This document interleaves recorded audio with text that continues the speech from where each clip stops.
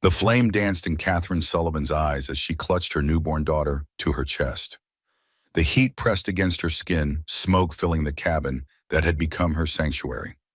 Outside, the Montana night was still and cold, a stark contrast to the inferno consuming the only place she'd called home in months. "Hush now, sweet one," she whispered, her voice steady despite the terror clawing at her throat. Her fingers trembled as she stroked the infant's cheek, the motion familiar, though she'd been a mother for only 3 months. "The stars are bright tonight, watching over you." The lullaby came naturally, a melody her own mother had sung decades ago, before cholera had claimed her parents and left Catherine alone in the world. The baby quieted against her breast, unaware of the danger surrounding them. Across the room, flames consumed the handcrafted bookshelf filled with medical texts. The fire crawled up the walls, devouring the dried herbs hanging from the rafters. Soon it would reach the ceiling beams. Catherine's eyes darted to the window, too small to climb through with a child in her arms. The main door was already engulfed, cutting off their escape. She pulled a damp cloth over the baby's face and moved toward the back of the cabin, searching for another way out. The smoke thickened, stinging her eyes. Her lungs burned with each breath.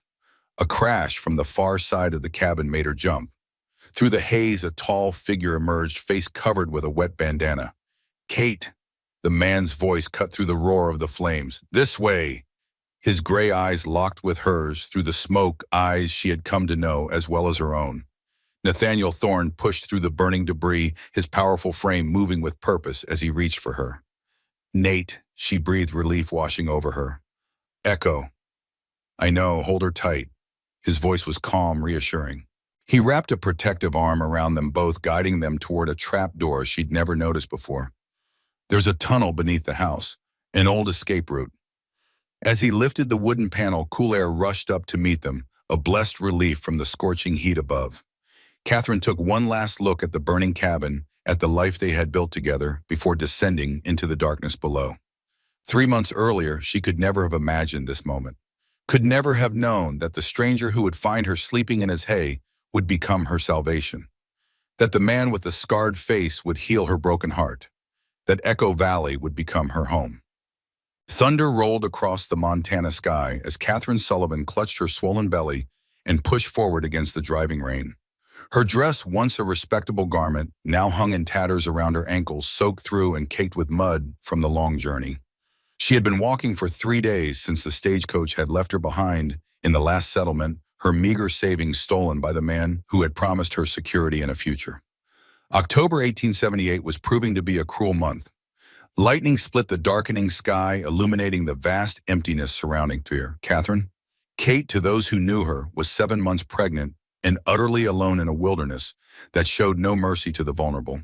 Her feet, blistered and raw, carried her forward on pure determination. The child within her kicked as if sensing her desperation. Kate placed a protective hand over her belly, whispering assurances she wasn't sure she believed. "We'll find shelter soon, little one. Just a bit further." The wind howled, carrying with it the scent of pine and approaching winter. In the distance, thunder rumbled again, closer this time. Another storm was coming. Kate had been heading to Helena to find her aunt, her only living relative, when James Reed had disappeared with her money and her hopes. Now she wandered through unfamiliar territory, guided only by the vague directions from the last friendly face she'd encountered at the trading post. "Follow the river north," the old trapper had said. "You'll reach Echo Vale in 2 days if the weather holds." The weather had not held. As darkness fell, desperation mounted. Kate knew she couldn't survive another night exposed to the elements. The temperature was dropping rapidly, and her wet clothes clung to her shivering body. Then, carried on the wind, came a sound so unexpected it made her pause, the faint notes of a piano drifting through the storm. Music where there should be nothing but wilderness. Kate turned toward the sound, straining to confirm she hadn't imagined it. There it was again, a melancholy tune that seemed to call to her, specifically offering direction when she had none. She followed the music over a small rise and gasped at what lay before her. In a sheltered valley sat a homestead, a sturdy cabin with a large barn smoke curling from the stone chimney. Light flickered in the windows, golden and inviting against the gathering gloom. "Thank God," she whispered, finding renewed strength to push forward. As she approached, the music stopped abruptly.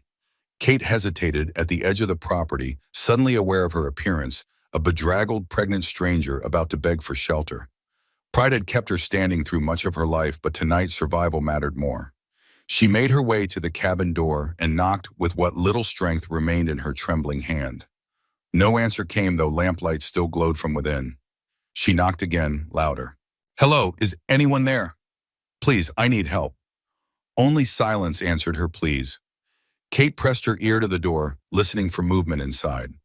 Nothing. Yet the piano music had been so clear, and smoke still rose from the chimney. The rain intensified, and a sharp pain rippled across her abdomen. Not labor too early for that, but a warning that her body was reaching its limits. The barn door wasn't locked, merely latched. Kate pulled it open with shaking hands and stepped inside. The sweet smell of hay and horses greeted her, along with blessed warmth. A large palomino nickered softly from its stall, but otherwise the barn was quiet. Kate found a ladder leading to a hayloft, and gathering the last of her strength, climbed awkwardly up. The soft hay beckoned, and she collapsed into it, pulling stray strands over herself for warmth. Her last thought before exhaustion claimed her was a prayer that whoever owned this place would show mercy to a woman in her condition. Nathaniel Thorne returned to his ranch just after midnight, leading his tired horse through the pelting rain. The cattle were secure, but the storm had delayed his return by hours. After settling his mount in the barn, Nathaniel Nate, to the few who knew him well, climbed wearily up to the hayloft to grab fresh bedding for the stall. The lantern light fell across a strange shape in the hay, and he froze, hand instinctively moving to his revolver. "Who's there?" he demanded, raising the light higher. The figure stirred, and Nate found himself staring at a woman, her face pale and drawn, with dark auburn hair tumbling around her shoulders. But what caught his attention was the unmistakable swell of her belly beneath the threadbare dress. The woman's eyes flew open wide with fear. "Please," she whispered, attempting to scramble backward in the hay. "I mean no harm. The storm. I had nowhere else to go." Nate lowered his lantern, his weathered face softening. In 10 years of ranching this lonely stretch of Montana territory, he'd seen all manner of travelers and drifters, but never a pregnant woman alone. Something about her struck him as familiar, though he couldn't place it. Those eyes, a brilliant green even in the dim light, stirred memories he had long tried to bury. "I know you would come," he said softly, the words escaping before he could stop them. The woman's brow furrowed in confusion. "I don't understand." Nate set the lantern down and removed his hat, revealing hair the color of wheat fields in summer. The right side of his face bore a long scar that ran from temple to jaw, a permanent reminder of a battlefield long ago. "My grandfather built this place for lost souls to find their way," he explained, his voice gentle. "Echo Valley has a way of calling to those who need it most." She remained wary, one protective hand moving to her belly. "You heard me knock at your door. Why didn't you answer?" "I wasn't home," Nate replied simply. "Been checking on the cattle before the worst of the storm hit." "But the piano," she began, then stopped herself, uncertainty crossing her features. Nate's expression changed subtly. "You heard piano music?" She nodded. He was quiet for a moment, then offered his hand. "The ranch sometimes plays music for those who need to hear it. My name is Nathaniel Thorne, and you are—" "Catherine Sullivan," she replied, hesitantly accepting his help to stand. "Kate. Well, Miss Sullivan, let's get you into the house before you catch your death out here." Inside the cabin, Nate moved with surprising efficiency for a man who had lived alone for years. He stoked the fire in the stone hearth until it blazed warmly, filling the one-room cabin with golden light. From a trunk near the bed, he produced a worn but clean nightgown. "My wife's," he explained simply. "Rebecca never could bring myself to part with her things." Kate accepted the garment gratefully. "I'm sorry for your loss, Mr. Thorne." "Nate," he corrected, turning his back to give her privacy. "And no need for sorrow on my account. Life takes what it takes." As Kate changed behind him, Nate prepared a simple meal of beans and salt pork from his pantry. The silence between them was strangely comfortable, as if they'd known each other longer than the few minutes since their meeting. "The father?" he asked, finally setting a plate before her as she sat wrapped in the borrowed nightgown, her wet dress hanging near the fire to dry. Kate's face hardened. "Gone. Took my savings and disappeared 3 days ago. Said he couldn't marry a woman carrying another man's child." She looked down. "That was a lie, too. The child is his, but I suppose it was easier than admitting he never intended to marry me at all." Nate nodded slowly, taking a seat across from her. "Some men don't deserve the name." This child deserves better, Kate said, her voice strengthening. I was heading to Helena. My aunt lives there. At least she did 2 years ago when we last corresponded. I thought perhaps Helena's still a good 2 days ride, Nate said. And in your condition, I wouldn't recommend traveling alone. Kate's shoulders slumped. I have nowhere else to go. Nate was quiet for a long moment, studying her face in the firelight. At 34, he had resigned himself to solitude after Rebecca's death. The ranch kept him busy, and the occasional trips into town for supplies fulfilled what little need for company he had. But something about this woman stirred feelings he thought long buried. Stay, he said simply, at least until the baby comes. I've got the room and winter's coming on fast. No sense in risking both your lives when there's shelter here. Kate looked up, searching his face for any sign of deception. She had trusted too easily before. Why would you do that for a stranger? Nate's mouth quirked in what might have been a smile. Maybe I'm tired of talking to horses. He stood and began clearing the dishes. There's the bed for you. I'll take the chair by the fire. I couldn't possibly. You can and you will, Nate said firmly, for the child's sake, if not your own. That night, as Kate lay in Nate's bed listening to the rain drumming on the cabin roof, she felt something she hadn't experienced in months: safety. The quiet breathing of the rancher sleeping in the chair by the dying fire was strangely comforting. Whatever tomorrow would bring tonight, she was sheltered from the storm. She drifted to sleep, the distant memory of piano music echoing in her dreams. Morning came with clear skies and brilliant sunshine that streamed through the cabin's small windows. Kate woke to the smell of coffee and the sound of Nate moving about the cabin. Morning, he said when he noticed her stirring. Thought you might sleep till noon, the state you were in last night. Kate sat up, smoothing back her tangled hair. I haven't slept that well in months. She accepted the cup of coffee he offered, though she took only a small sip, mindful of the baby. Looking around in daylight, she took proper stock of her surroundings for the first time. The cabin was larger than it had appeared last night, a single room but spacious and well-built. Bookshelves lined one wall, filled with volumes that seemed out of place in a frontier ranch. Medical texts, history books, and what appeared to be journals. A desk stood in one corner, papers neatly stacked.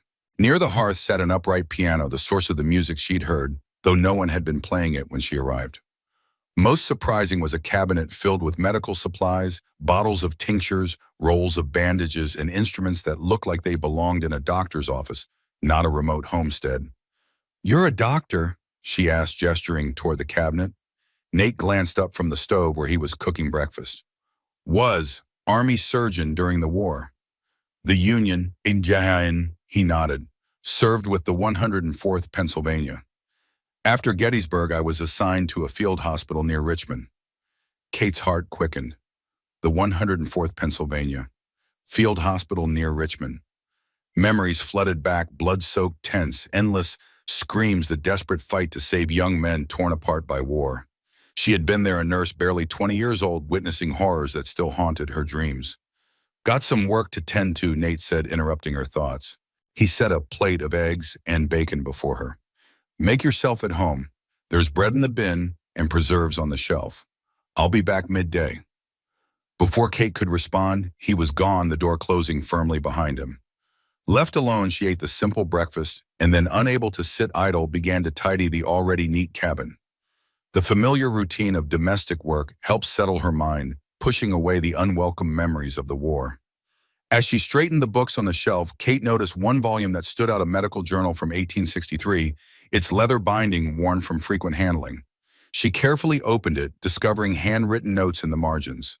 The penmanship was precise clinical observations next to printed text about treating battlefield wounds.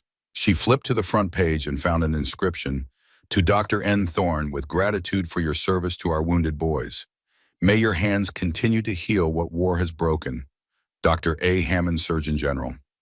Kate gently closed the book, the new understanding of her host taking shape. Not just a rancher, but a skilled surgeon who had saved countless lives during the nation's darkest hours. The same hours that had defined her own youth. That evening when Nate returned, Kate had prepared a stew from vegetables she'd discovered in a root cellar, accessed through a trap door in the floor. The cabin was swept clean, the medical texts organized, and fresh water drawn from the well outside. You didn't need to do all this, he said, removing his hat. Kate stood by the stove, suddenly uncertain. I wanted to thank you. Nate nodded once, his eyes taking in the transformed cabin. Been a while since these walls saw a woman's touch. He hung his coat by the door. Smells good. They ate together, the silence broken only by occasional comments about the weather or the taste of the stew. Kate learned that Nate had built the ranch himself after returning from the war, that he ran cattle on 200 acres, and that his nearest neighbor was 5 miles away. What about you, he asked finally. Where were you before everything went wrong?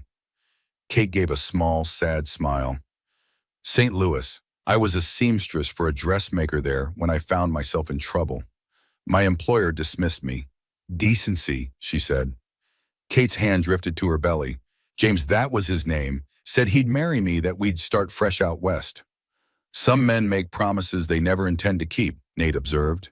Yes, Kate agreed. I've learned that lesson thoroughly now.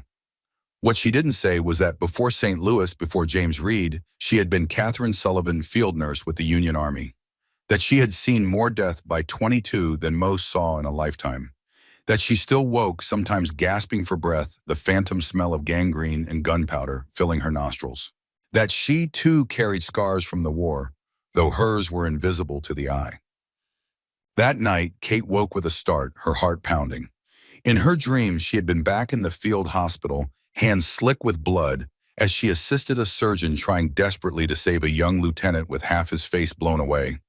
The dream had been so vivid, the metallic smell of blood, the surgeon's calm voice directing her to apply pressure, the lieutenant's gray eyes fixed on hers as he slipped in and out of consciousness. Hold on, Lieutenant Thorne, she had whispered in the dream. Stay with me. Kate sat up in bed, suddenly wide awake. Lieutenant Thorne. The name echoed in her mind, connecting with the man sleeping in the chair across the room. Could it be had fate brought her to the very man she had helped save years ago? She studied Nate's sleeping form in the dim light of the dying fire. The scar on his face would match the wound she remembered.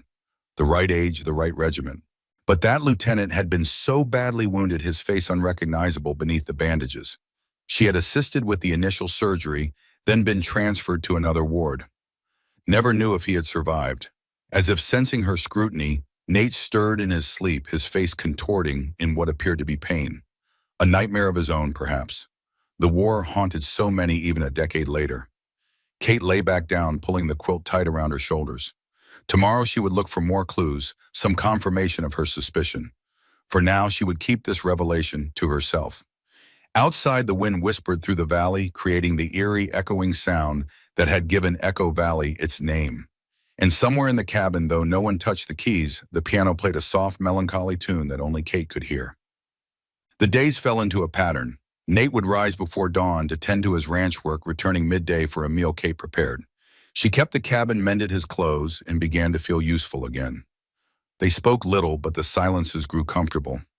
At night, despite her protests, Nate continued to sleep in the chair while she took the bed. Sometimes she would wake to find him writing by lamplight, letters that he folded carefully and stored in a desk drawer, never mentioned in daylight hours. A week passed, and then another. October gave way to November, and the first light snow dusted the mountains visible from the cabin door. Kate's time grew closer, and with it a sense of both anticipation and dread. What would happen after the baby came? Nate had been kind, but she couldn't impose on him forever. One evening, as they sat by the fire, Kate finally found the courage to ask about the piano. I heard music the night I arrived, she said. That's how I found this place. But you weren't home. Nate's hand stilled on the bridle he was repairing. This valley has qualities that science can't explain. The Blackfoot called it the place where spirits echo. My grandfather chose this spot specifically because of it. For the ranch. For a sanctuary. Nate set the bridle aside. My grandfather was a station master on the Underground Railroad before the war. When he came west, he built this place to continue that work and haven for those needing shelter. He claimed the valley itself would call to those who needed to find it. Kate considered this, and the piano plays by itself. A smile tugged at the corner of Nate's mouth, a rare sight that transformed his solemn features. I wouldn't go that far. But there are things in this world that defy easy explanation, Miss Sullivan. Kate, she corrected. After all this time, you should call me Kate. Their eyes met across the space between them, something unspoken passing in the firelight. Nate nodded once, accepting this small shift in their relationship. Later that night, after Nate had fallen asleep in his chair, Kate quietly rose from bed. The moonlight streaming through the window illuminated the cabin sufficiently for her to make her way to his desk. She hesitated, knowing she was violating his privacy, but her need to understand this man who had taken her in compelled her forward. Carefully, she opened the drawer where she had seen him store his letters.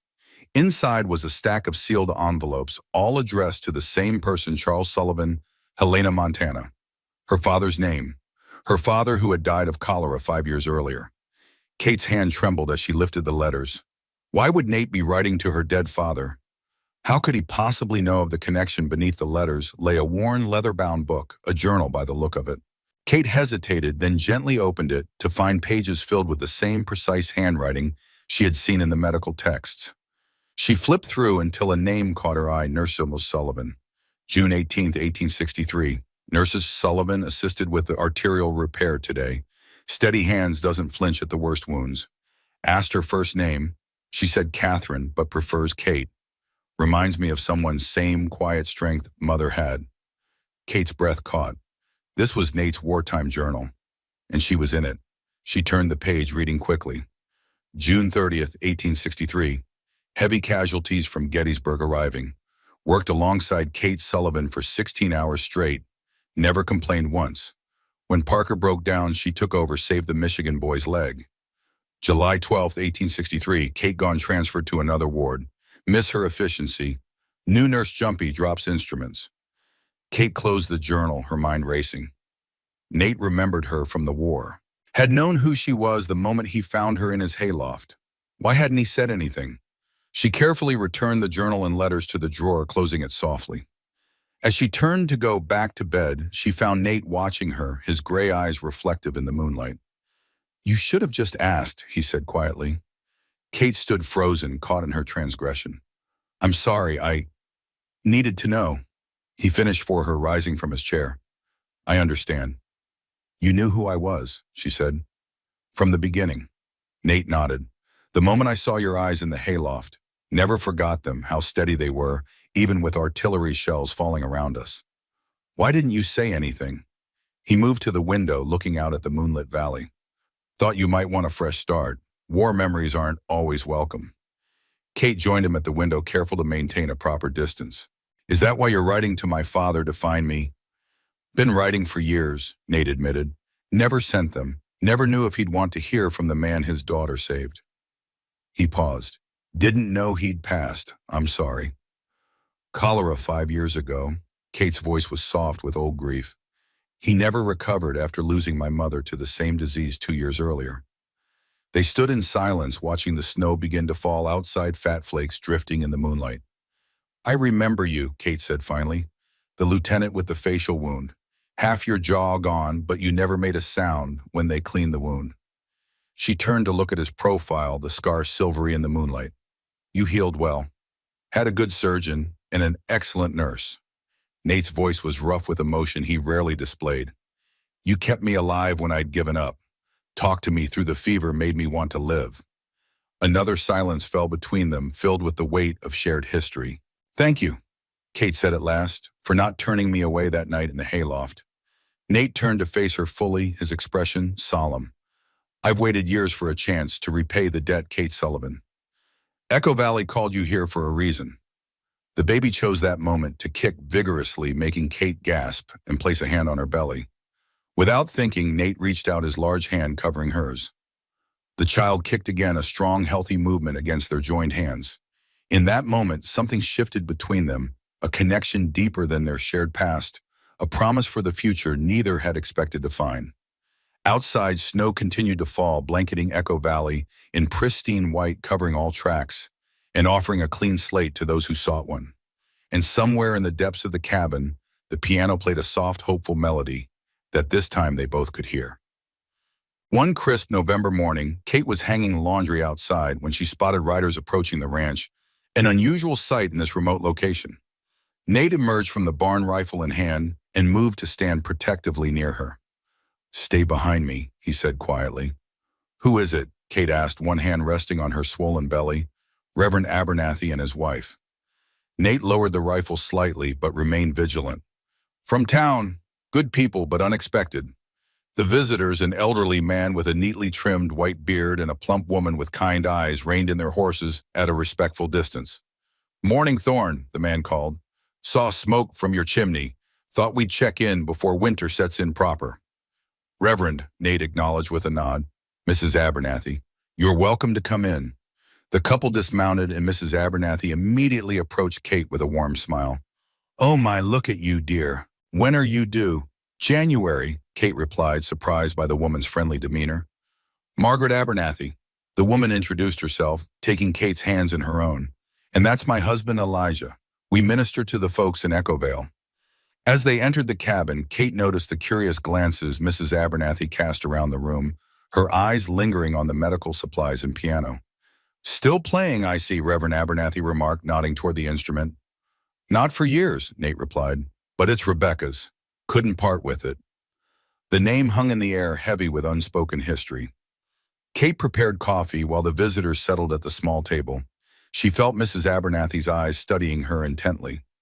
"Have we met before, dear?" the older woman asked suddenly. "You seem familiar." Kate hesitated, unsure how much to reveal. "I don't believe so, ma'am." "Were you a nurse by chance during the war?" The question caught Kate off guard. "Yes," she admitted. "With the Union forces." Mrs. Abernathy's face lit up. "I thought so. I was at the field hospital outside Richmond in '63. Older than most nurses, but they needed every pair of hands." She leaned forward. "You worked with Dr. Hammond, didn't you, quiet girl, but steady as a rock." "Margaret has a memory like a steel trap," Reverend Abernathy said with affection. "Never forgets a face. Or a kindness."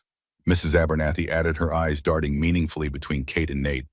"Strange how paths cross again, isn't it?" The conversation shifted to more practical matters, the early winter supplies for the coming month's news from town. Through it all, Kate sensed an undercurrent, as if the Abernathys knew more than they were saying. As the couple prepared to leave, Reverend Abernathy pulled Nate aside for a private word. Kate couldn't hear what was said, but she saw Nate's expression darken, his posture stiffening. Abernathy took the opportunity to press something into Kate's hand, a small envelope. "Read this when you're alone, dear," she whispered, "and know that Echo Valley protects its own." After the visitors departed, Nate remained silent, his mood somber as storm clouds. "What did he tell you?" Kate finally asked. "Strangers in town asking questions," Nate replied tersely. "Looking for a pregnant woman traveling alone." Kate's hand instinctively moved to her belly. "James?" "Possibly." Nate's jaw tightened. "Reverend thinks we should be cautious." That night, after Nate had fallen asleep in his chair, Kate opened the envelope Mrs. Abernathy had given her. Inside was a small yellowed newspaper clipping from 1860 with the headline, "Local Doctor's Wife Attacked, Vigilance Committee Suspected." The brief article described how Rebecca Thorne, wife of returning Union Army surgeon Nathaniel Thorne, had been assaulted at their homestead in Echo Valley. The attack was believed to be retribution for the Thorne family's pre-war activities with the Underground Railroad. Rebecca, pregnant with their first child, had died from her injuries. Kate's hand trembled as she read. The article confirmed her suspicions about Nate's past, but added a tragic dimension she hadn't anticipated. No wonder he kept to himself, avoided town, maintained his vigilance, even after all these years. She carefully refolded the clipping and slipped it into her pocket, her heart heavy with this new knowledge. Outside, snow began to fall again, and the wind whispered through the valley with a sound like distant weeping. Kate looked at Nate, sleeping fitfully in his chair, and made a silent promise to both him and her unborn child. Here in Echo Valley, they would find not just shelter, but healing, a chance to lay old ghosts to rest and begin anew. Tomorrow she would tell him about the clipping. Tomorrow they would face the past together. But tonight, as the first serious blizzard of winter descended upon Echo Valley, Catherine Sullivan allowed herself to acknowledge what she had been denying for weeks. She was falling in love with the scarred doctor who had once been her patient, now her protector. And somehow, against all odds, she believed the valley had brought them together for this very purpose. The blizzard descended upon Echo Valley with a vengeance, transforming the landscape into a blinding white wasteland. For 3 days, the wind howled around the cabin eaves, driving snow into drifts that reached the windowsills. Inside, Kate and Nate maintained a delicate balance, their shared history acknowledged, but not fully explored the newspaper clipping, burning a hole in Kate's pocket. On the fourth morning, Kate woke to find Nate already up stoking the fire to combat the bitter cold that had settled over Montana. Outside, the storm had finally passed, leaving behind an eerie stillness, broken only by the occasional crack of a snow-laden branch. "We're snowed in," Nate said when he noticed her stirring, path to the barns nearly chest-high.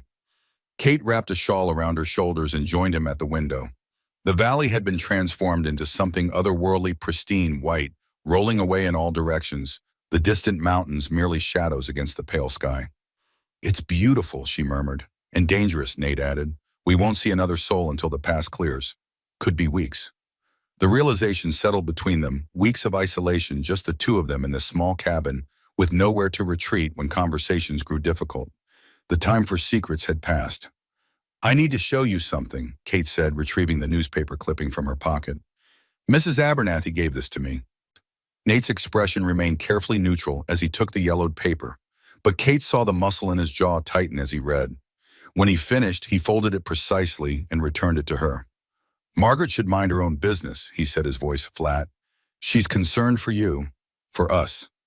Kate placed a hand on her belly, now large enough that her borrowed nightgown strained at the seams. "If there are people in town asking questions—" It was 12 years ago. Nate turned away, moving back to the fire. "Ancient history. Not to you." He didn't answer, just stared into the flames as if they held secrets only he could decipher.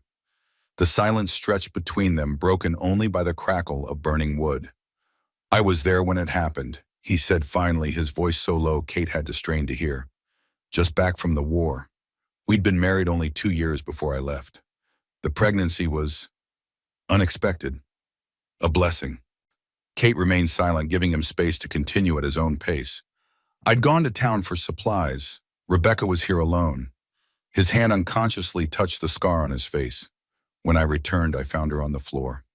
They'd beaten her badly, left her to die slowly." The pain in his voice made Kate's chest tighten. "I'm so sorry, Nate. I tried to save her, used everything I'd learned in the war, but the internal bleeding."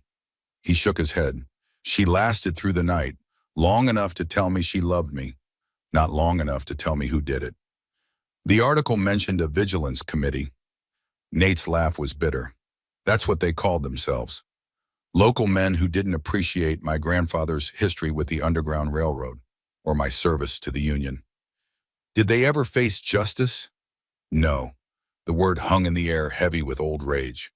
"Town marshal investigated, said there wasn't enough evidence, but everyone knew." Kate moved to stand beside him at the fire, close enough to feel his warmth but not touching. "And now someone's asking about me in town. Could be nothing." Nate didn't sound convinced. Reed might just be looking to avoid responsibility. Or it could be connected. Kate voiced the fear that had grown since reading the article. "What if he's involved with these people? What if he brought me here deliberately knowing who you were?" Nate turned to her, his gray eyes searching her face. "Do you believe that—" Kate thought back to her time with James Reed, his probing questions about her past, his particular interest when she mentioned serving as a nurse during the war, the way he'd steered their journey toward Montana when she'd initially suggested Colorado. "I don't know," she admitted, "but it seems too coincidental. Of all the places I could have ended up, I found Echo Valley." "Found you?" "And the valley calls to those who need it," Nate said softly, echoing his words from the night they met. "Perhaps it was protecting you, not leading you into danger." "Perhaps." Kate wasn't convinced, "but we should be prepared just in case." Nate's expression hardened with resolve. "No one will harm you or your child, Kate. Not while I draw breath." In that moment, with the winter sun glinting off the snow outside and the fire crackling in the hearth, Kate believed him. Whatever came for them, be it James Reed or ghosts from the past, they would face it together. The enforced closeness of the blizzard created a new intimacy between them. With nowhere to go and nothing pressing to be done, they talked more than they had in all the previous weeks combined. Kate learned about Nate's childhood in Pennsylvania, his father's work continuing his grandfather's legacy with the Underground Railroad, and how he had met Rebecca when he came west after medical school. In turn, she told him about growing up with her grandmother after her parents died of cholera, about her dreams of someday using her nursing skills to open a small clinic, and how the war had changed her perspective on everything. "Why did you stop practicing medicine?" she asked one evening as they sat before the fire mending clothes by the lamplight. Nate's hands stilled on the shirt he was patching. "After Rebecca, I couldn't. The skills that couldn't save her seemed worthless." "But you helped the Blackfoot," Kate pointed out. She had discovered this during her exploration of the cabin journal entries, documenting treatments for the indigenous people who occasionally came to the valley. "That's different. Simple medicine, setting bones, treating fevers. Nothing complex." "You were a surgeon, Nate, one of the best according to Dr. Hammond's inscription. That gift shouldn't be wasted." He looked up at her, the firelight casting his scarred face in sharp relief. "Some gifts come with too high a price." Later that night, as the temperature plummeted and the wind found new vigor, Kate woke to find Nate restless in his chair, his face contorted in what appeared to be pain. "Nate," she called softly. He jerked awake, his eyes wild for a moment before focusing on her face. "Kate, I'm sorry. Did I wake you?" "You were dreaming," she said, sitting up. "Something bad from the look of it." Nate rubbed a hand over his face. "The war still comes back sometimes." "That chair can't be comfortable," Kate observed. The fire had died down and the cabin was growing cold. "The bed is big enough for both of us. I trust you, Nate." He looked at her for a long moment, his expression unreadable in the dim light. "It's not proper." Kate laughed softly. "I'm an unmarried woman, 7 months pregnant, living in a cabin with a man I met weeks ago. I think propriety is the least of my concerns." A smile tugged at the corner of Nate's mouth. "You have a point." He moved to the bed, hesitating before sitting on the edge and removing his boots. Kate shifted to make room, and they lay side by side, not touching, but close enough to feel each other's warmth. "Thank you," Nate said quietly, "for understanding about the dreams." "We all have our ghosts," Kate replied, thinking of her own nightmares, the young soldiers who had died under her care, the faces she couldn't forget. They fell asleep like that, a careful distance maintained between them. But when Kate woke in the gray light of dawn, she found herself curled against Nate's side, his arm protectively around her shoulders, his hand resting lightly on her belly, where the baby kicked a greeting to the new day. Neither mentioned it when they rose, but something fundamental had shifted between them, a barrier crossed, a trust deepened. As December deepened toward January, the weather provided brief respites between storms. During these clear days, Nate worked tirelessly to clear paths to the barn and check on his cattle. Kate watched from the window, admiring his strength and determination. She had never known a man like him, steady, reliable, without pretense or false charm. So different from James Reed with his smooth words and empty promises. One morning while Nate was out checking fence lines, Kate decided to explore the cabin more thoroughly. She had been living there for nearly 2 months, but had respected Nate's privacy, avoiding his personal belongings. Now, with their relationship evolving, she felt a need to understand more about the man who had opened his home to her. In the bottom drawer of Rebecca's trunk, beneath carefully folded linens, Kate found a leather-bound journal with a faded blue ribbon marking a page. She hesitated, knowing this was an invasion of privacy more serious than glancing at Nate's war journal. This was his dead wife's private thoughts. But something, intuition, or perhaps the strange energy of Echo Valley itself, compelled her to open it. The journal was filled with Rebecca's flowing script, detailing daily life on the ranch. Kate flipped to the ribbon-marked page and found an entry dated just days before Rebecca's death, March 15, 1865. "Nathaniel still doesn't suspect, thank God. The threats have increased since he returned, just as I feared. Yesterday I found a note nailed to the barn door. Traitors pay in blood. I've hidden it with the others. After all he's endured in the war, he deserves peace, not more violence." Whitfield came by again when Nate was in town, making veiled threats about cleansing the valley of northern sympathy. "I believe he knows about the shelter we provided last month to the Douglas family on their way to Canada." His eyes held such hatred, it chilled me to the bone. "I fear what might happen, especially with the baby coming. Perhaps we should leave, start fresh elsewhere. But this valley is Nathaniel's heritage, his grandfather's dream. I cannot ask him to abandon it. If anything happens to me, let it be known that William Whitfield and his committee are responsible. And let Nathaniel find happiness again. He deserves that much." Kate closed the journal, her hands trembling. Rebecca had known her attackers, had been receiving threats before the attack, had chosen to protect Nate rather than worry him. She had died trying to preserve his healing after the war. Kate carefully returned the journal to its hiding place, her mind racing. William Whitfield, the name meant nothing to her, but clearly he had been an enemy of the Thorns. And according to Rebecca's words, he had led the vigilance committee responsible for her death. The front door opened and Nate stomped in, bringing with him a gust of cold air and the clean scent of snow. "Storm's coming," he announced, removing his coat. "Another big one by the look of the clouds." Kate nodded, trying to compose herself to hide the turmoil Rebecca's words had created. "I'll heat some stew." But Nate, ever observant, noticed her distraction. "What's wrong?" "Oh, nothing," she said too quickly. "Just tired." He studied her face, unconvinced. "Kate," she sighed, knowing she couldn't lie to him. "Not about this. I found Rebecca's journal." Nate went still. "I see. I'm sorry, I shouldn't have." "What did you read?" His voice was carefully neutral. "She knew who threatened her," Kate said softly. "A man named Whitfield. She was protecting you." Nate's expression didn't change, but Kate saw the flash of pain in his eyes. "I suspected as much. Found some notes after she was gone. Never could prove it was him." You knew Whitfield made no secret of his hatred for Northern sympathizers. He was the most vocal opponent when my grandfather settled here." Nate moved to the fire, his back to Kate. "But he was also the town's mayor from a respected family. His word against mine, a newcomer with union ties." "What happened to him?" "Died in a forest fire 3 years ago." Nate's voice held no satisfaction, only weariness. "Some in town called it divine justice. And the others, the committee. Some left the territory, others are still in Echo Vale." Nate turned to face her. "Which is why I keep to myself. Why you should be cautious about being seen with me." Kate moved to stand before him, her eyes meeting his directly. "I'm not afraid of small-minded men with old grudges, Nate, and neither should you be." "It's not fear," he said quietly. "It's practicality. This valley is my home. I won't be driven from it, but I won't invite trouble either." "And me, am I trouble?" The question slipped out before she could stop it.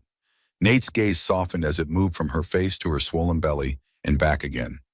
"You, Kate Sullivan, are many things, but trouble isn't one of them." His hand reached up, hesitating, before gently tucking a strand of hair behind her ear. The touch was fleeting, but it sent warmth spreading through Kate's chest. "Now," he said, breaking the moment, "about that stew." As predicted, another storm descended that night, confining them once more to the cabin. But as the wind howled and snow pelted the windows, Kate felt a strange sense of peace. The secrets between them were diminishing, the truths, painful though they might be, bringing them closer. Outside, winter raged. Inside, something fragile and precious was taking root, nurtured by shared history and mutual respect. Something that might, with time and care, bloom into love. The baby kicked vigorously as Kate sat by the fire mending one of Nate's shirts. At nearly 8 months, her belly had grown impressively, and movement from within had become more pronounced. She placed a hand on the spot where a tiny foot or elbow protruded. "Restless today," Nate observed from his desk where he was updating his account books. "She knows it's almost time," Kate replied, smiling. She had taken to referring to the baby as she, though she had no way of knowing the child's gender. "Still thinking it's a girl?" Mother's intuition. Kate set aside her mending with a wince as the baby delivered a particularly forceful kick. Though with this much energy, perhaps a boy. Nate rose and brought her a cup of tea, a special blend of raspberry leaf and chamomile he had taught her to prepare for the late stages of pregnancy. Another hint of his medical knowledge, still sharp despite years of disuse. "Thank you," she said, accepting the cup. "I've been meaning to ask, in your medical supplies, do you have what we'll need for the birth?" The question sobered them both. The nearest doctor was in Echo Vale, a journey impossible in winter conditions. When the time came, they would be on their own. "Yes," Nate answered, his tone professional. "Clean linens, instruments, if needed, tincture of ergot for afterward. I've attended births before, during the war and after." "But not since Rebecca," Kate said softly. "No." The single word contained volumes of pain. Kate reached for his hand, squeezing it gently. "I trust you, Nate. and this birth will be different. He nodded, though doubt lingered in his eyes. We should prepare the cabin just in case the baby comes early. The last month can be unpredictable. In the days that followed, they worked together to transform the cabin into a space ready for new life. Nate constructed a cradle from pine boards he had been saving for another project, his hands expertly shaping the wood into a sturdy yet beautiful piece. Kate sewed soft bedding from fabric found in Rebecca's trunk, fashioning tiny gowns and blankets for the coming infant. The work gave their days structure and purpose, filling the long winter hours with productive activity rather than worry about what spring might bring or who might be waiting when the pass is cleared.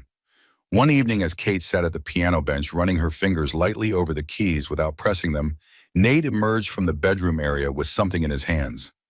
Found this, he said, extending a small wooden box toward her, and thought you might like to have it. Kate opened the box to discover a silver hairbrush and hand mirror, their surfaces engraved with delicate vines and flowers. They were Rebecca's, Nate explained. Her mother's before that. She would have wanted another woman to use them.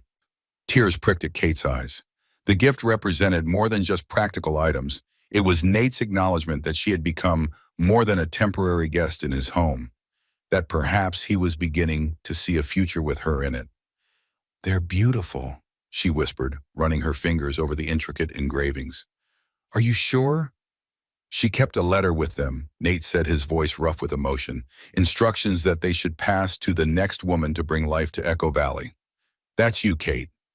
Impulsively, Kate rose and pressed a soft kiss to his scarred cheek. Thank you for everything. That night, as they lay side by side in the bed, an arrangement that had become their norm during the coldest nights, Kate felt the baby shift and roll within her. Without thinking, she took Nate's hand and placed it on her belly, just in time to feel a strong kick. Active tonight, he murmured, his voice deep with wonder. She likes your voice, Kate said. Have you noticed she always moves more when you're talking?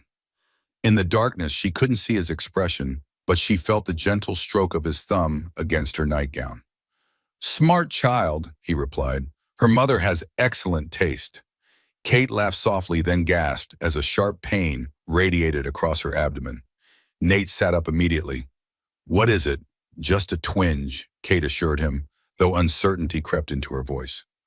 Probably those false contractions Dr. Richardson mentioned when we visited town. Braxton Hicks, Nate supplied the medical term. Still, we should time them if they continue. Kate nodded, settling back against the pillows. The pain had already subsided, leaving behind only a lingering tightness. It's too early, she whispered, more to herself than to Nate. She's not due for another month. First babies often come early, Nate said, his tone deliberately calm, and your dates might be off. They both knew this was unlikely. Kate had been precise about when her relationship with James Reed had begun and ended. Try to rest, Nate advised, his hand finding hers in the darkness. I'll be right here if you need me. Kate closed her eyes, willing herself to relax, to focus on the warmth of Nate's presence beside her, rather than the fear that had suddenly gripped her heart. Too early, too isolated, too dangerous. But as she drifted towards sleep, another pain seized her, stronger, this time unmistakable in its intent. The baby was coming, ready or not. Breathe through it, Nate instructed, his voice steady as he held Kate's hand. That's it. Good. Kate gripped his fingers with surprising strength as another contraction peaked. Sweat dampened her auburn hair, plastering it to her forehead, despite the chill in the cabin. Outside, another blizzard had descended, cutting them off completely from any possibility of help. 12 hours had passed since the first true contraction. Dawn had come and gone, and now afternoon shadows stretched across the cabin floor. Kate's labor progressed steadily but slowly, too slowly, according to the worried crease between Nate's brows. Talk to me, Kate gasped as the contraction eased. Distract me. Nate wiped her forehead with a cool cloth. What should I talk about? Anything. Tell me about your first patient. A smile tugged at his lips as he remembered. 8 years old, Tommy Jenkins, fell out of an apple tree and broke his arm. He continued the story, describing how the boy had been more concerned about his mother's reaction than his injury. Kate listened, focusing on his voice rather than the growing discomfort. When the next contraction came, she wrote it out with gritted teeth, refusing to cry out. As evening approached, Nate's concern deepened. Kate's strength was flagging her contractions still not close enough together for delivery.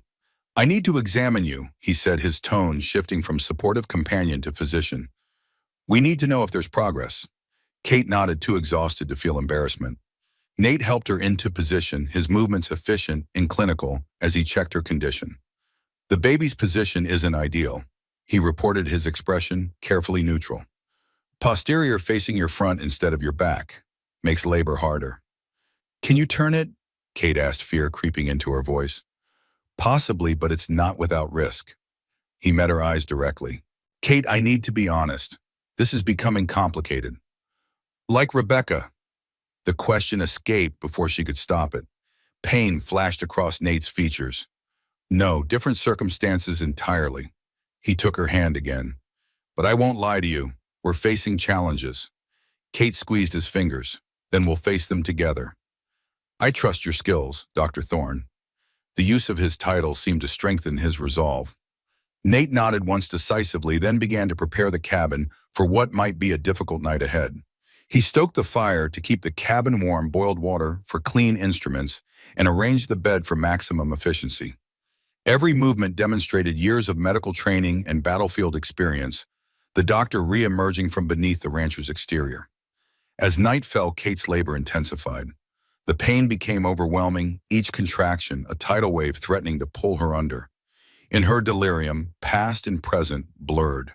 She was back in the field hospital, surrounded by the groans of wounded soldiers, the metallic scent of blood heavy in the air. "Stay with me, Lieutenant," she murmured, gripping Nate's hand. "Don't you dare give up now." Nate froze, recognition flickering in his eyes. "Kate, do you know where you are?" "Echo Valley," she managed between pants. "Your cabin, our baby." Our baby. The words hung between them, unexpected but undeniable. This child, conceived with another man, had somehow become theirs in the months they had spent preparing for its arrival. "That's right," Nate said softly, "and you're both going to be fine." Around midnight, as the blizzard reached its peak outside, Kate's labor entered its final, most intense phase. Nate positioned himself to guide the baby into the world, his face a mask of concentration. "I can see the head," he announced, his voice tight with emotion. "Dark hair like yours. One more big push, Kate." Gathering her remaining strength, Kate bore down with everything she had. Pain tore through her, white hot and all-consuming, then suddenly released in a rush as the baby slipped free. A moment of terrible silence followed, then a thin wail filled the cabin, the indignant cry of a new life thrust into the cold world. "A girl," Nate said, his voice breaking, "a perfect little girl." He wrapped the infant in a soft blanket and placed her on Kate's chest. Kate looked down at the tiny face, overcome with love and wonder. "She's beautiful," Kate whispered. "Like her mother," Nate said quietly. Kate looked up at him, seeing in his eyes something she had been too afraid to acknowledge. Before love, not pity or obligation, but genuine love. "Echo," she said suddenly. "Her name is Echo Sullivan." She paused, then added softly, "Echo Sullivan Thorne, if you'll have us both." Nate's hand gently touched the baby's dark hair, then Kate's cheek. "Nothing would honor me more." But in that moment, as the storm raged outside and a new life began within, Kate knew they had crossed a threshold from which there was no return. Whatever came with the spring, James Reed, the ghost of Whitfield's committee, or merely the ordinary challenges of life, they would face it as a family. "Thank you," she said, reaching for his hand, "for everything." Nate's fingers tightened around hers. "No, Kate, thank you for bringing life back to this place. To me." Echo squirmed against Kate's chest, her tiny fingers flexing as if reaching for something only she could see. Above them, the rafters creaked as the wind found new strength, and somewhere in the cabin, the piano played a soft, welcoming melody for the valley's newest resident. January gave way to February, and Echo thrived despite her early arrival. Kate recovered quickly, her body resilient after years of hard work. Nate showed a surprising aptitude for caring for the infant, cradling her with hands that could break a wild horse, singing to her with a voice that rarely spoke more than necessary. One crisp morning, as sunlight streamed through freshly cleaned windows, Kate found Nate at his desk, writing in what appeared to be a new journal. "What are you working on?" she asked, Echo nestled against her shoulder. "Records," he replied, gesturing to the open page. Medical observations of Echo's growth. Weight length developmental milestones. Kate smiled. Once a doctor, always a doctor. Just being thorough. But his expression softened as he gazed at the baby. She's doing remarkably well for one born early. She has her father's strength. Kate said the words slipping out naturally. Nate's head jerked up, surprise evident in his gray eyes. Kate, I mean it, she interrupted. In every way that matters, you are her father, Nate, not the man who abandoned us. He was silent for a long moment, emotion working across his features. I'd like that, he finally said, to be her father, but it should be done properly. Properly, Nate set down his pen and rose from the desk.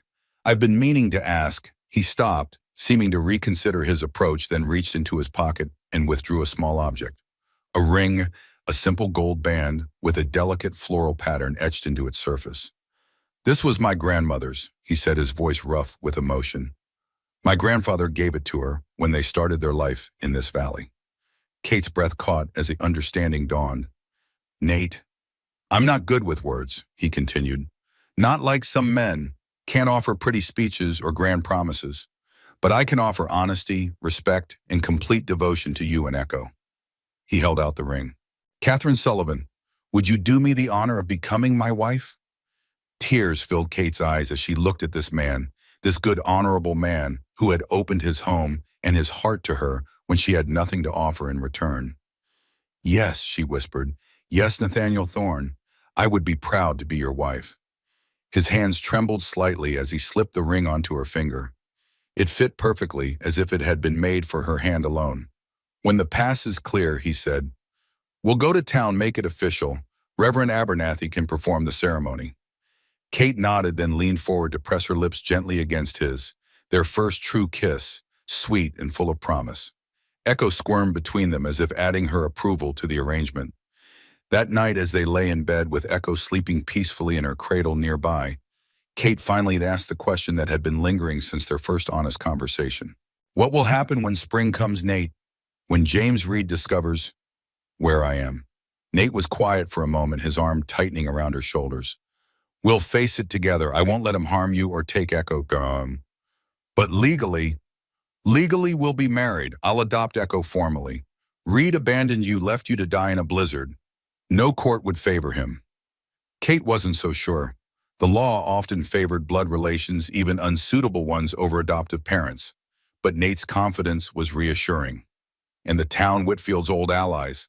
Times change, Nate said. It's been years since Rebecca.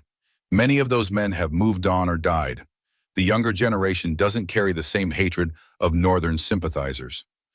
You sound like you've been considering this for a while, Kate observed. Since the night I found you in my hayloft, he admitted. Something told me you were going to change everything, Kate Sullivan. She smiled in the darkness. I hope it's for the better. Without question. His lips found her forehead in a tender kiss. Now sleep. Our daughter will be awake, demanding attention before we know it. Our daughter. The words filled Kate's heart with a joy she had never expected to find when she set out for Helena months ago. She had been seeking mere survival then. Now she had found a home, a family, a future. As she drifted towards sleep, Kate sent up a silent prayer of gratitude to whatever force, be it God, fate, or the mysterious energy of Echo Valley itself, had guided her to Nathaniel Thorne's doorstep on that stormy October night. Outside, the winter stars shone coldly in the Montana sky, but within the cabin's walls, warmth and love had taken root, promising to blossom with the coming spring. March arrived with the first tentative signs of spring in Echo Valley. Snowdrifts began to shrink, revealing patches of brown earth beneath. The ice on the creek fractured water, gurgling freely in places. Birds returned their morning songs, a welcome change from winter's silence. With the warming weather came increasing anxiety for Kate.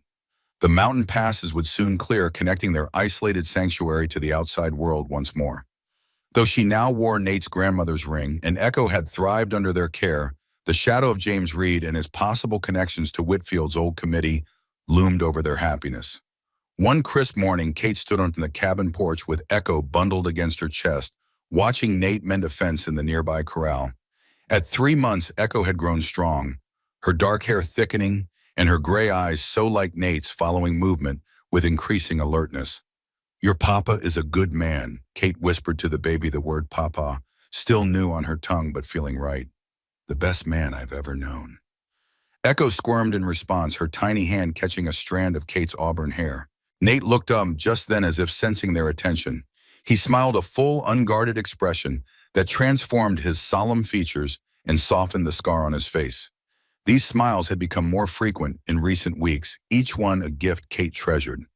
He set down his tools and walked toward them, removing his work gloves. "How are my girls this morning?" "Enjoying the sunshine," Kate replied. "It feels like a miracle after such a long winter." Nate reached out, gently touching Echo's cheek with a work-roughened finger. The baby turned toward the touch, her eyes fixing on his face with what Kate swore was recognition. "She knows you," Kate said softly. "Smart girl." Pride colored his voice. "Like her mother." A comfortable silence fell between them, filled only by the distant calls of returning geese and the soft creaking of the cabin settling in the warming air. These peaceful moments had become precious to Kate, evidence of the life they were building together day by day. "Reverend Abernathy might make it up the pass next week," Nate said finally. "If the weather holds, we could have the ceremony then." Kate nodded, her heart lightening at the thought. "I'd like that. Something simple. Just us, the Abernathys, maybe Dr. Richardson if he's up to the journey." Nate's arms slipped around her waist, drawing her closer. "Though you deserve more flowers, music, a proper celebration. I have everything I need right here." Kate leaned into his embrace. "You echo this valley. It's more than I ever dared hope for." Nate pressed a kiss to her temple, his breath warm against her skin. "When we go to town to register the marriage, we should visit Templeton's store. Get you some fabric for a new dress, proper clothes for Echo." The mention of town brought Kate's anxiety rushing back. "Do you think it's safe if Reed has been asking questions?" "We can't hide forever," Nate said gently. "And I want to do this properly, register our marriage, file adoption papers for Echo, establish you both legally as Thorns. What if he's there? What if he tries to claim Echo Puyo?" Nate's expression hardened. "Let him try. The law is on our side, Kate. He abandoned you, left you to die. No judge would grant him rights after that." Kate wasn't convinced, but she nodded anyway. Nate was right about one thing: they couldn't hide in Echo Valley forever. Eventually, they would have to face the world beyond their sanctuary, whatever dangers it might hold. "One step at a time," Nate reassured her, sensing her unease. "First the wedding, then we'll plan our trip to town." Kate managed a smile. "Mrs. Nathaniel Thorne," she tested the name. "It has a nice sound to it." "Indeed it does." Nate's gray eyes were warm with affection. "Almost as nice as Papa, which I heard you saying to Echo." Kate felt her cheeks flush. It seemed right. "It is right." His voice dropped lower, filled with emotion. "In every way that matters." As if in agreement, Echo cooed and reached for Nate's face. He laughed, a rare, rich sound, and took her from Kate's arms, lifting her high against the blue Montana sky. "See that little one," he said, turning so she could view the valley spread before them. "All of this will be yours someday. Your heritage, your home." Watching them together, this man who had lost so much, this child who had come into the world against all odds, Kate felt a fierce surge of protectiveness. Nothing and no one would threaten this fragile happiness they had found. Not James Reed, not the ghosts of the past, not the uncertain future. Echo Valley had called them together, and here they would stay, building a life from the broken pieces of their pasts. The wedding took place on a bright April morning with wildflowers just beginning to dot the valley floor. Reverend Abernathy performed the ceremony in front of the cabin, his wife serving as witness, along with Dr. Richardson from town. Kate wore a dress she had sewn from fabric found in Rebecca's trunk, a soft blue cotton that complemented her auburn hair. Nate had polished his rarely worn good boots and donned a clean white shirt with his best black vest. Echo, now almost 4 months old, watched the proceedings from Margaret Abernathy's arms, dressed in a white gown Kate had fashioned from one of Rebecca's nightdresses. The ceremony was brief but heartfelt. When Reverend Abernathy pronounced them husband and wife, Nate's kiss was gentle yet possessive, a promise of devotion and protection that needed no words. Afterward, they shared a simple meal at the cabin's table. Dr. Richardson, a jovial man in his 60s, with spectacles perched on his bulbous nose, entertained them with stories of Echo Vale's early days. "Town's changing," he remarked, accepting a second slice of the apple pie Margaret had brought. New families coming and businesses opening. Progress, I suppose, though I miss the old quiet sometimes. Any particular new arrivals? Nate asked casually, though Kate noted the tension in his shoulders. A few. Miller family from Oregon took over the old Peterson place. Young fellow opened a photography studio. Can you imagine photography in Echo Valley? The doctor chuckled. And there's talk of the railroad putting a spur line through next year. The railroad would change everything, Reverend Abernathy observed. Bring more people, more commerce, more scrutiny, Nate added quietly.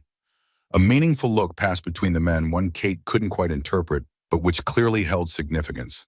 Speaking of newcomers, Margaret Abernathy said, her tone deliberately light as she bounced Echo on her knee.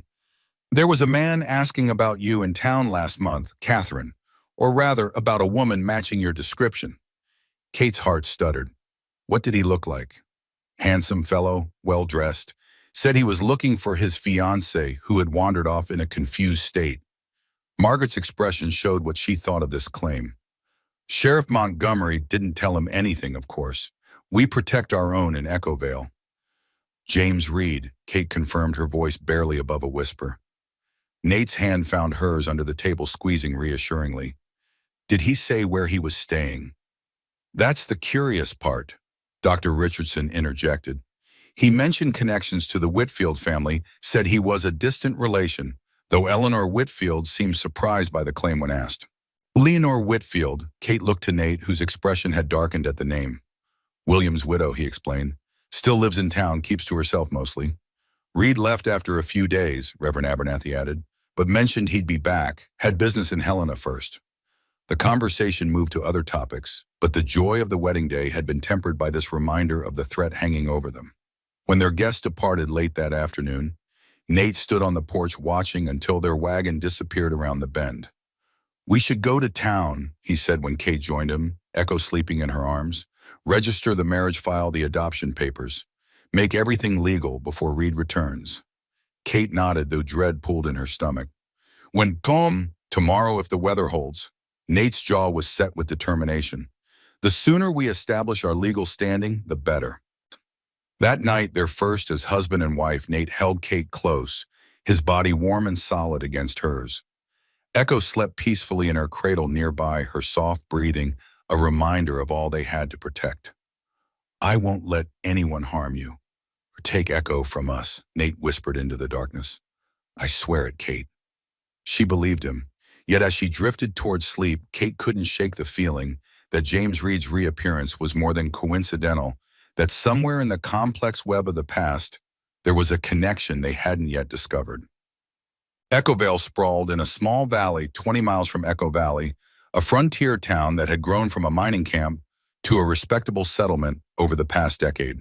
As their wagon crested the final hill, Kate got her first proper look at the place, wooden buildings lining a main street, a white church steeple rising against the backdrop of distant mountains, people moving about their business under the spring sunshine. Larger than I expected, she remarked, adjusting her hold on Echo, who was bundled against the morning chill. It's grown. Nate acknowledged, his posture tense as he guided the horses down the slope. Been almost 2 years since I came into town for more than quick supplies. Kate understood his reluctance. After Rebecca's death, Echo Vale had become associated with pain and injustice for Nate. Yet here he was facing those memories for her sake and Echo's. The courthouse first, he decided as they entered the town proper. Then the store if you're up to it. Curious glances followed their progress down the main street. Kate felt exposed after months of isolation, vulnerable under the scrutiny of strangers. Nate too seemed to feel it, his shoulders stiff beneath his good coat. They tied the horses outside the courthouse, a substantial wooden building with actual glass windows, a sign of the town's prosperity. Inside, cool shadows and the smell of paper and dust greeted them. A clerk looked up from his desk, recognition dawning on his face. Dr. Thorne, he said, sounding surprised. Been a while. Mr. Perkins, Nate nodded in greeting. We need to register a marriage and file adoption papers. The clerk's eyes moved to Kate, and the baby curiosity evident.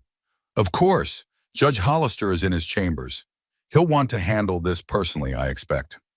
Minutes later, they were ushered into a well-appointed office where an elderly man with a shock of white hair and penetrating blue eyes rose to greet them. Nathaniel Thorne, he said, extending a hand. It's been too long. Judge Hollister. Nate shook the offered hand. Thank you for seeing us. Nonsense, always time for a fellow veteran. The judge's gaze shifted to Kate. And this must be your bride. Catherine Sullivan Thorne, Nate introduced her, and our daughter Echo. If the judge found anything unusual about the situation, he didn't show it. A pleasure, Mrs. Thorne. Please sit. The legal matters proceeded smoothly. Judge Hollister recorded their marriage, dating it from the ceremony performed by Reverend Abernathy.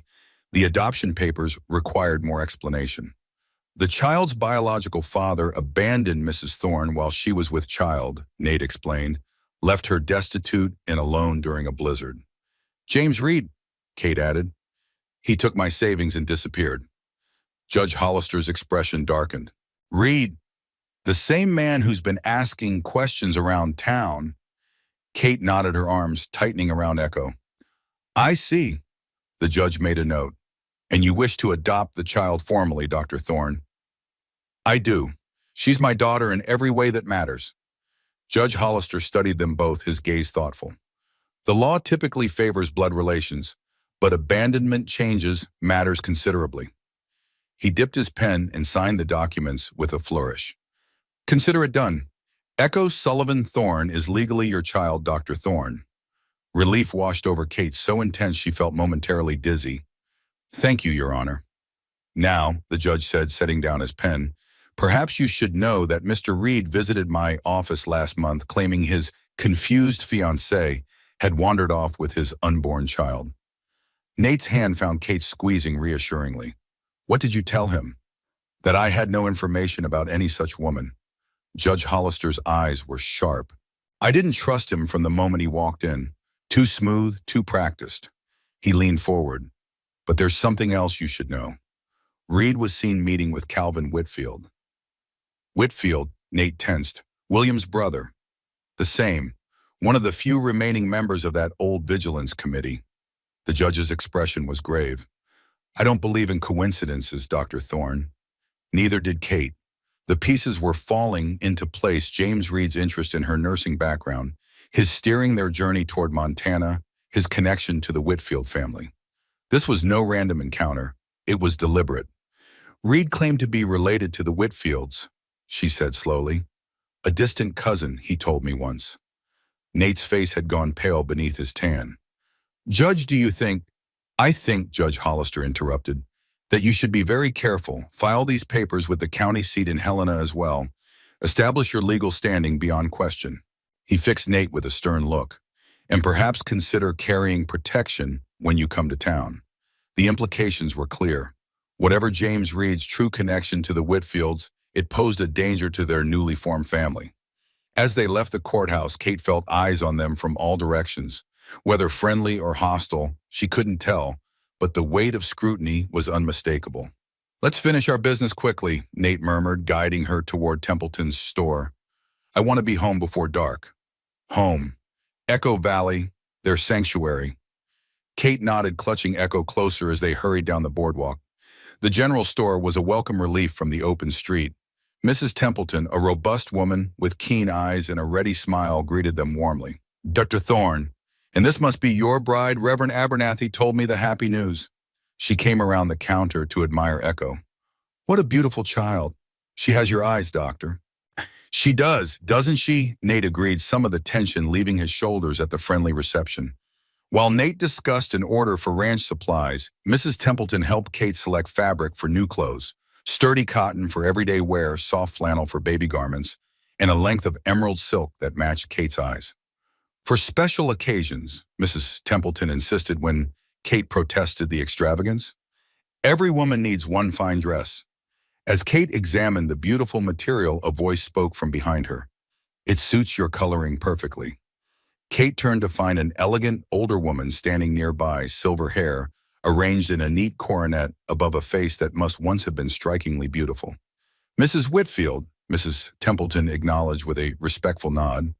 Kate froze, her fingers still touching the silk. William Whitfield's widow.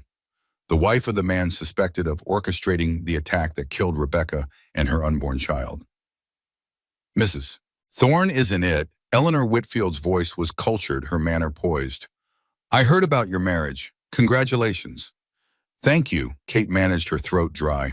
Mrs. Whitfield's gaze moved to Echo, who was watching the exchange with solemn gray eyes. Your daughter is lovely. She favors her father.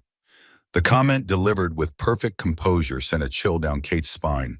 Before she could respond, Nate appeared at her side, his body tense as a drawn bowstring. Mrs. Whitfield, he acknowledged stiffly. Dr. Thorne. The older woman inclined her head. It's been many years. Not long enough, Nate replied, his voice cold. A sad smile touched Mrs. Whitfield's lips. Perhaps not, yet here we are. She turned back to Kate. The green silk is the right choice, my dear. It will bring out the fire in your hair. With that cryptic comment, she moved away, her skirts rustling softly against the wooden floor. What was that about? Kate whispered once the woman was out of earshot. I don't know, Nate admitted, his expression troubled. But I don't trust her or any Whitfield. They completed their purchases quickly after that, loading supplies into the wagon as afternoon shadows lengthened across the street. Kate couldn't shake the feeling of being watched, observed from hidden corners of the town. As they prepared to depart, Dr. Richardson approached their wagon slightly out of breath, as if he had hurried to catch them. Glad I found you before you left, he said, his usual jovial manner subdued. Thought you should know Reed's back in town. Arrived on the afternoon stage. Nate's hand moved instinctively to the rifle resting beside the wagon seat. Where is he now? Took a room at the hotel, but he was asking about you specifically, Nathaniel. Wanted to know where your ranch was located. Did anyone tell him? Kate asked, fear constricting her throat. Not that I know of. But Echovale isn't that large, and secrets have a way of traveling. The doctor adjusted his spectacles nervously. You might want to take the North Road home. Less traveled. Nate thanked him for the warning, then helped Kate and Echo into the wagon. As they pulled away from town, Kate couldn't help looking back, scanning the figures on the boardwalk for James Reed's familiar silhouette. He won't find us tonight, Nate assured her, though his eyes constantly scanned the trail ahead and behind. And if he comes to the valley, he'll find more than he bargained for. The grim determination in his voice should have been reassuring. Instead, it only heightened Kate's sense that a confrontation was inevitable, that the fragile peace they had found in Echo Valley was about to be shattered. They reached home safely as dusk settled over the valley, the familiar outline of the cabin a welcome sight after the tensions of town. Nate insisted on checking the barn and outbuildings before allowing Kate and Echo inside his rifle, never leaving his hand. All clear, he reported when he finally joined them in the cabin. But we'll keep the shutters closed tonight just in case. Kate nodded, moving mechanically through the evening routine, feeding Echo, preparing a simple supper, heating water for washing. The comfortable domesticity of their life felt suddenly fragile, threatened by forces gathering beyond their control. What did Judge Hollister mean about Reed meeting with Calvin Whitfield? She asked as they sat before the fire, Echo sleeping peacefully in her cradle. Nate's expression was grim. Calvin was William's younger brother, not as prominent in town but just as vicious in his hatred of Northern sympathizers. He was part of the Vigilance Committee, though never proven. And now he's meeting with James. Kate shivered despite the fire's warmth. This isn't coincidence, is it? No. Nate stared into the flames. Reed finding you, bringing you to Montana. It was deliberate. But why? What could he possibly gain? Revenge, perhaps. The Whitfields never forgave my family for our work with the Underground Railroad or my service to the Union. Nate's voice was hollow. They tried to destroy me once through Rebecca. Perhaps they're trying again. The thought was chilling. That James Reed had targeted her, specifically cultivated a relationship with her because of her connection to Nate, however tenuous it had been at the time, seemed almost unbelievable. Yet the evidence was mounting. We should leave, Kate suggested, the words painful but necessary. Go somewhere new, somewhere safe for Echo. Nate shook his head. This valley is my heritage, my family's legacy. I won't be driven from it. His gaze met hers, fierce with conviction. Besides, running won't solve anything. If Reed found you once, connected you to me once, he could do it again. Then what do? We prepare, we stay vigilant. Nate reached for her hand, his grip strong and reassuring. And we trust that Echo Valley protects its own. That night, Kate dreamed of the piano playing by itself, a haunting melody that seemed to warn of approaching danger. She woke with a start, heart pounding, to find Nate already up watching the dawn light filter through the closed shutters. "I heard it too," he said quietly, answering her unspoken question. "The valley knows something's coming." 3 days passed in tense vigilance. Nate worked Kate close to the cabin, the rifle always within reach. Kate kept Echo inside, away from windows, jumping at every unexpected sound. They took turns keeping watch at night, neither willing to be caught unaware. On the fourth day, a rider approached from the direction of town. Nate spotted him from the corral and hurried to the cabin. "Stay inside," he instructed Kate, "and keep the shotgun handy." Kate nodded, her mouth dry with fear, as she watched Nate position himself on the porch, rifle held casually but ready. The rider came closer, and Kate's heart sank as she recognized the elegant posture, the fine clothes. James Reed. He reined in his horse at a respectful distance from the cabin, raising his hands to show he was unarmed. "Dr. Thorne," he called. "I mean no harm. Just want to talk." "You're trespassing, Reed," Nate replied, his voice carrying clearly through the morning air. "This is private property." "I understand." Reed's tone was conciliatory. "But I believe you have something that belongs to me." Kate moved away from the window, clutching Echo to her chest. The baby, sensing her tension, began to fuss. "Nothing here belongs to you," Nate stated flatly. "My wife and daughter are legally mine now. The papers are filed. You abandoned them, left them to die in a blizzard." Reed's laugh drifted through the window, the same charming, carefree laugh that had once captivated Kate. "Your wife, is that what she told you she is? Did she also tell you why she came to Montana in the first place?" "To find her aunt in Helena," Nate replied, "before you stole her money and left her stranded." "Is that what she said?" Another laugh. Kate was always good at creating stories. "Ask her about William Whitfield, Dr. Thorne. Ask her about her real connection to this valley." Kate's blood ran cold. What game was James playing now? Unable to restrain herself, she moved to the door, Echo still in her arms. "Stay inside, Kate," Nate ordered without looking back. "Better listen to your husband, Kate," Reed called. "Wouldn't want anything to happen to that beautiful baby girl. She looks just like her father, doesn't she? Those distinctive Whitfield gray eyes." The implication hung in the air like gun smoke. Kate stepped onto the porch, ignoring Nate's warning. "What are you talking about, James?" she demanded. Reed smiled, that same winning smile that had once seemed so sincere. "You never wondered why I was so interested in your nursing background, why I asked so many questions about your time in Richmond." He shifted in his saddle. "William Whitfield was my mother's brother, Kate, my uncle. I've been looking for Dr. Thorne for years, the man responsible for his death." "That's a lie," Nate growled. "William Whitfield died in a forest fire 3 years ago. After drinking himself to ruin his reputation, destroyed his family name, tarnished." Reed's handsome face hardened. "Because of you and your accusations after your wife's death. William Whitfield ordered the attack that killed Rebecca," Nate stated, his voice deadly quiet.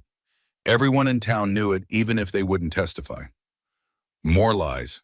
Reed's gaze shifted to Kate. "He's filled your head with his version of events, hasn't he, Kate? The heroic Union doctor persecuted by Southern sympathizers." He shook his head.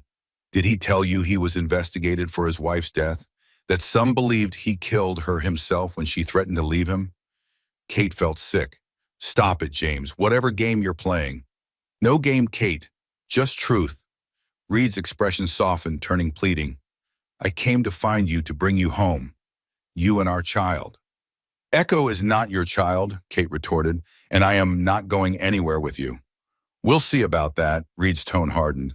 "I have witnesses who will testify that Thorne has a history of violence, that he threatened William Whitfield multiple times, that his precious Underground Railroad station was actually a cover for thievery, and worse." "Get off my land," Nate said, raising the rifle to his shoulder. "Now." Reed smiled again, unperturbed by the weapon. "I'm going, for now, but I'll be back, Kate, with the sheriff and papers of my own." He tipped his hat mockingly. "Enjoy your happy family while you can." As he rode away, Kate felt her knees weaken. Nate caught her arm, supporting her as she swayed. "He's lying," she whispered. "About everything." "I know." Nate guided her back inside, his expression grim. "But lies can be dangerous when mixed with just enough truth to sound plausible." "What truth? That you were investigated for Rebecca's death?" Nate sighed heavily, setting the rifle aside. Briefly, standard procedure when a woman dies violently. But no one seriously believed I was responsible. In William Whitfield's death, forest fires, I said, but he had lost everything by then: position, wealth, respect. Turned to drink after the war, especially after his accusations against me were discredited. Nate ran a hand through his hair. Reed is twisting facts to suit his narrative. But why? What does he gain? Revenge. Restoration of the Whitfield name, perhaps. Nate paced the small cabin. Or something else entirely that we don't yet understand. Echo began to cry in earnest, disturbed by the tension filling the cabin. Kate soothed her automatically, her mind racing through possibilities. He'll be back, she said, voicing their shared fear. With the sheriff, maybe others. Let him come. Nate's expression was resolute. We have the law on our side, Kate. Legal marriage, legal adoption. Reed has nothing but accusations and lies. Kate wished she could share his confidence. But James Reed had always been persuasive, charming, able to make people believe whatever version of reality he presented. And now he claimed to be a Whitfield, a family that, despite their fall from grace, still held influence in the territory. We should go to Judge Hollister, she suggested. Tell him what's happening. Nate nodded. Tomorrow. For tonight, we stay alert. As darkness fell over Echo Valley, they barricaded the cabin doors and windows, prepared for a siege that might come at any moment. Echo, exhausted from the day's tensions, fell into a fitful sleep in her cradle. Kate sat by the fire, a shotgun across her lap, while Nate kept watch at the window. The night stretched endlessly, each sound from the darkness outside a potential threat. Try to rest, Nate said softly around midnight. I'll wake you if anything happens.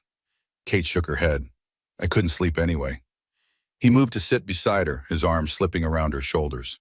We'll get through this, Kate, I promise you.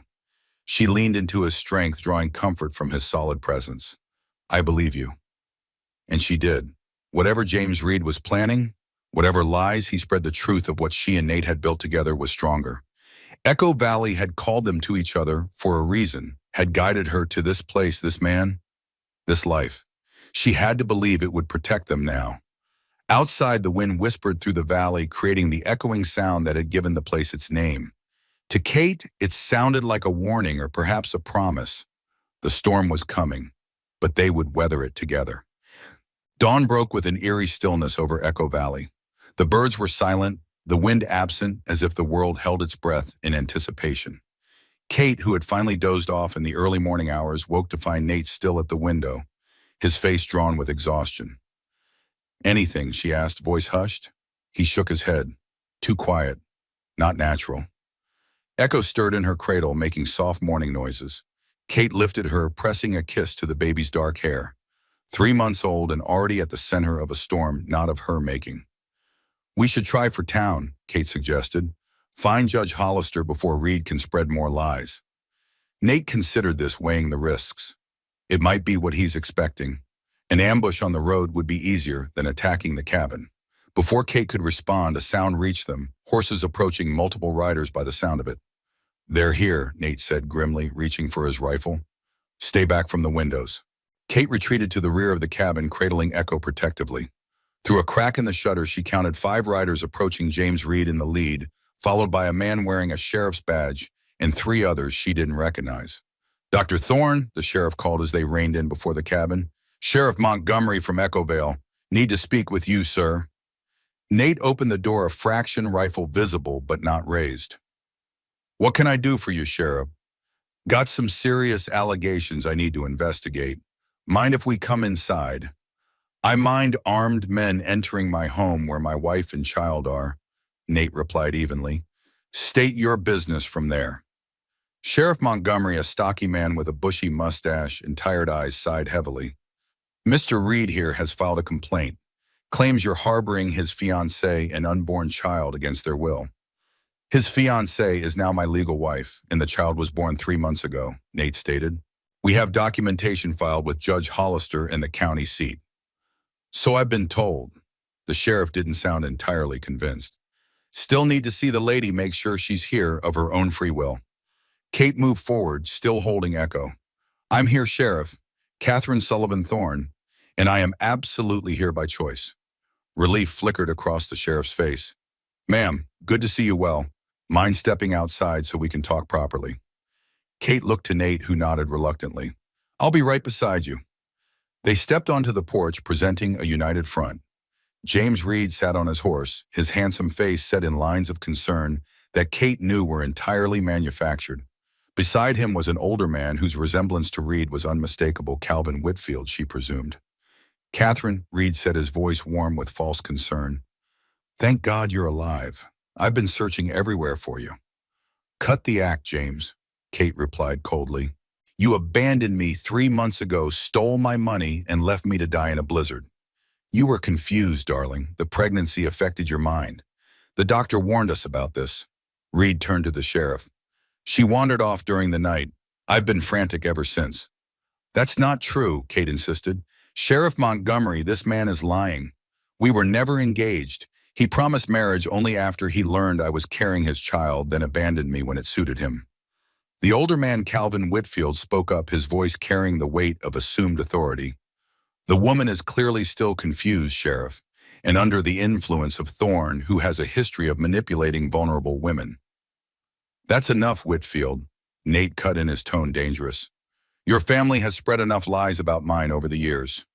Sheriff Montgomery raised a hand, calling for calm. Mrs. Thorne, are you being held here against your will? Absolutely not, Kate stated firmly. I came here seeking shelter during a storm. Dr. Thorne took me and cared for me, delivered my child when no one else would help. We fell in love and were married by Reverend Abernathy last week. And the child, the sheriff nodded toward Echo. My daughter, Echo Sullivan Thorne, legally adopted by my husband. Reed leaned forward in his saddle. That's my child, Sheriff. Mine by blood. No hasty adoption can change that. You forfeited any claim when you abandoned us, Kate retorted. Echo is Nate's daughter now in every way that matters. The standoff continued, tension thick in the air. Sheriff Montgomery looked uncomfortable, caught between conflicting claims with no easy resolution. I've got a warrant to bring you all to town, he finally said.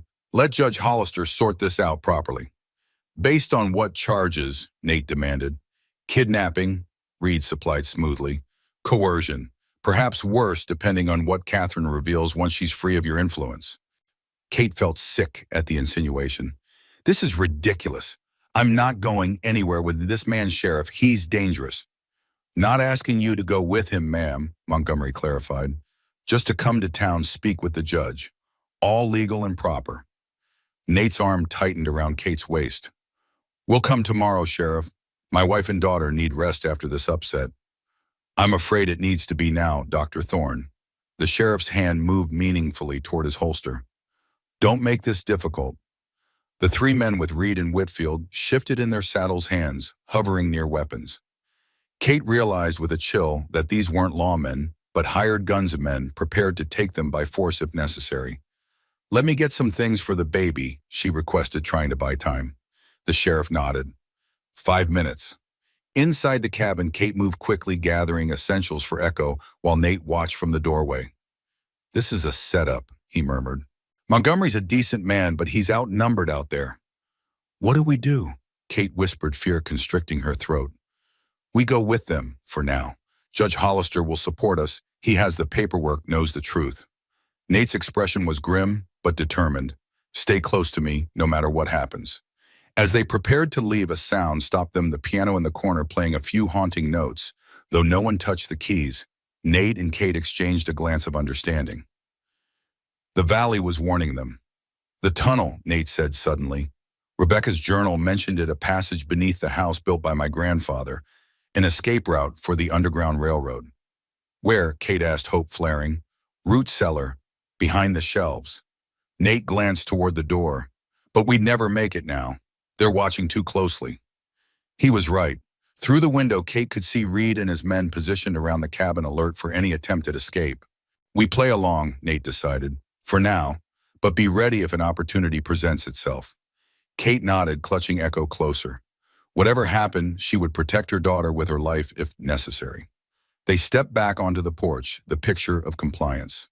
Sheriff Montgomery dismounted to help Kate into the waiting wagon, his manner apologetic. Just procedure, ma'am, he murmured. The judge will sort it out. Nate climbed up beside her, his body tense as a drawn bowstring. As the wagon began to move, Reed rode alongside, his expression smug. "You should have stayed in St. Louis, Kate," he said quietly. "None of this would have been necessary." "What do you want, James?" she demanded. "The truth for once." His smile was cold. "Justice for my family, for what Thorne did to the Whitfield name." "Your family," Kate's mind raced. "You said William Whitfield was your uncle, but—" "My mother's brother," Reed confirmed, though she never acknowledged the connection publicly, too ashamed after he fell from grace. Pieces clicked into place in Kate's mind. "That's why you approached me in St. Louis. You knew about my nursing background, my connection to Nate from the war." "It took some research," Reed admitted, "finding the nurse who had saved the great Dr. Thorne's life. But family records are thorough, and the Whitfields never forgot an enemy." The casual malevolence in his tone chilled Kate to the bone. This wasn't about her or Echo at all. They were merely pawns in a game of revenge that had been unfolding for years. "And the child?" she asked, her voice barely above a whisper. "Was that part of your plan too?" Reed's smile widened. "A fortunate accident. What better way to destroy a man than to take the family he's built to use his own law against him?" He leaned closer. "Did you know Thorne was suspected in his first wife's death? By the time I'm done, he'll hang for it, and for whatever unfortunate accident befalls you and the child." Horror washed over Kate as his meaning became clear. Reed didn't intend for them to reach town at all. This journey was merely a pretext to get them away from the safety of Echo Valley. Nate, who had been listening silently, spoke in a voice of deadly calm. "You won't succeed, Reed. Better men than you have tried to destroy my family." "We'll see, Doctor." Reed spurred his horse forward, rejoining Calvin Whitfield at the head of the procession. Nate's hand found Kate's squeezing reassuringly. "Stay ready," he murmured. "First chance we get." Echo stirred against Kate's chest, whimpering softly as if sensing the danger surrounding them. Kate soothed her automatically mind, racing through possibilities. The wagon rattled onward, taking them farther from the safety of Echo Valley with each passing moment. Behind them, unnoticed by their captors, a tendril of smoke began to rise from the cabin roof, small at first, then growing rapidly into a plume visible for miles. The fire had begun just as in Kate's opening vision. But the story wasn't over yet. The symphony of Echo Valley was building toward its crescendo.